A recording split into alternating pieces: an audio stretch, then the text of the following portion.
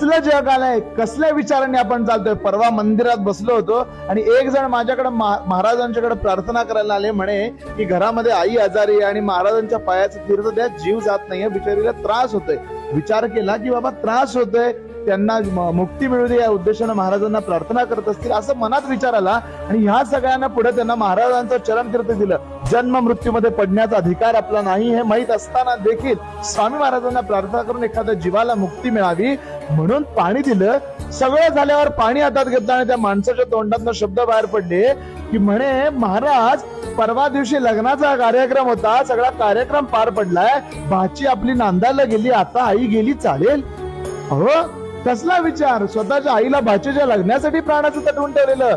हल्ली 3 दिवसावर श्राद्ध काय करतात, 3 दिवसावर दशक्रिया काय करतात. कसला समाज, कसले विचार. ज्या आई वडिलांनी जन्म दिला, ज्या आई वडिलांनी घडवलं, ज्या आई वडिलांनी समस्त आयुष्यभर तुम्हाला सांभाळ